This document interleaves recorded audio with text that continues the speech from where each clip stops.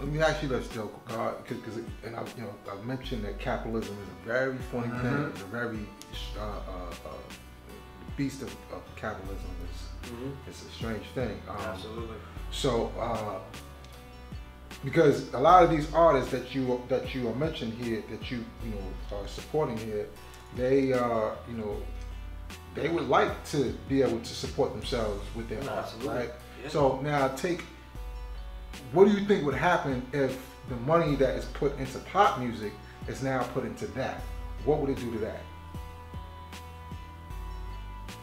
I think a lot of them would make bad music. So basically, the struggle is good music. No, not with that. It's just what I mean is that they may not know what to do with that. You know what I mean? They may not handle it though. Just like I think a lot of rappers that are whack, they don't know how to handle money, and it's not because they make whack music. It's because they don't know how to handle all that fame. You know, so like it would be the same thing on many levels though. You would see missteps, you would see misguided things, you would see people trying to make songs that I want to share myself, but maybe so that more people understand me and dilute. You know what I mean? And dilute not by like making a trap song or something like that, but just making a song that might not be as head scratching or like not as rewindable. You know what I'm saying? Now that's interesting. So that goes back to your philosophy of learning how to be poor, right? Learning how to what? Learn how to be the poor. Maybe you said learn how to be poor. Right. So because that is like that's your mindset. That's your standard of like that's what's gonna produce the better person. Because yeah. And what I meant by that is that I'm going to stay poor until I find something to not be poor the right way. Right, and not necessarily stay poor, not stay poor, but I'm saying but be poor. I think, yeah, right. And I think that with a lot of these artists, I think they have so much to say that they kind of defy it. Like I mentioned Napoleon, he releases at least 5 albums a year, and it's heavy content. And then this year he released something that I've never heard from him before. So he's constantly like amazing me. So when these people can make a living off of it, which he can make a living off of it, they're still able to dazzle, they're still able to do that. For the most part, I covered over 250 artists here. I can't say that all of them would be able to live out a complete hip-hop career. Like all history of music, certain people run out of things to say. You know what I'm saying? Certain people run out of songs to sing or new ways to sing it. You know, not everybody is Aretha Franklin that they can make 30 years, 40 years of music, you know what I mean? And still have valid things throughout, like Prince, right? I have the whole Prince catalog. There's valid stuff on everything. There's something valid on every single album, which is amazing, you know what I mean? He always had some kind of fresh idea.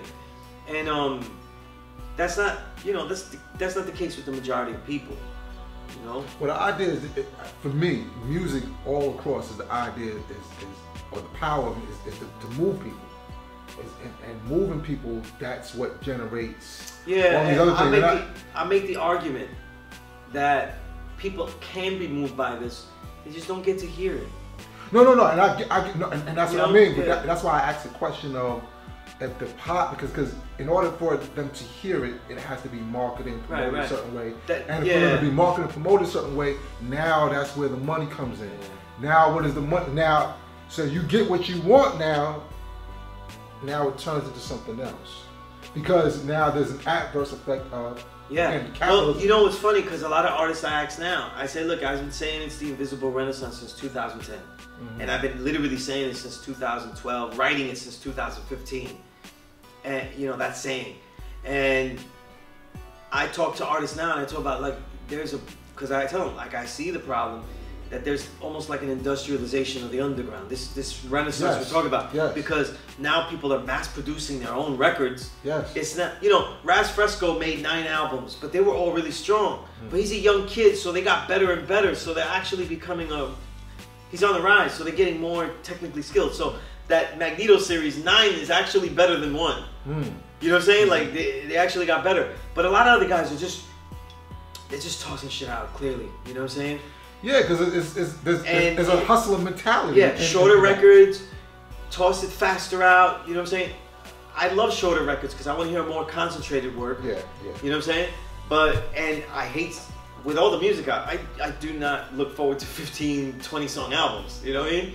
If I'm trying to cover everything. But you see people throw out things that aren't really well put together. You know what I'm saying? And that, I think that's always going to happen. We always have this capitalistic necessity here. That's and my it's point. Always going to be a problem, God. It's always gonna fuck up a lot of possibilities. You know what I mean? Just like a person that can't live off the music, he may rush out things because he's had a song for so long, and he just can't finish it the right way, and he just says, you know what, it's got to go out. You know, so it works both ways. You know what I mean? It works both ways. Yeah, I'm just thinking, like, you know, and I'm just building what you got as, you know, absolutely. I know you're a scientist as well. My whole life writing about hip hop, it always feels like, remember when Delroy Lindo in Crooklyn, it's always impressed on me because I never heard this concept before until I saw the movie when I was a kid. And you know, he was like, I'm gonna do the right jazz and I'm never gonna stray away from it. Remember? And it's like, no, but it's not making any money at all. And that shit stayed in my head. And and it always stayed in my head to say to myself that, man, his character made the right decision. You know, even if it sacrificed things like his family and things like that, he would rather not make the music than make the wrong music to him. And for some reason, that has been like the choice I make when I'm writing about the music too. You know what I mean? Like in the book, I actually write about why I don't write about other people. And I mention specific people that people would expect me to write about, why I don't write about them. Sometimes it's as simple as like, they don't need my help. J. Cole doesn't need my help. And if I analyze him, he's just going to be literally, he's going to be here and he's going to be at the bottom of the pack. And you're not a fan of J. Cole? I like J. Cole, but he's very average. Okay, I agree with you on that. Right? So, because the more hip hop you get into, the more average he becomes. So he sounds incredibly dope when a lot of these algorithms are pumping J. Cole to people that never heard, they don't hear 16-bar verses anymore.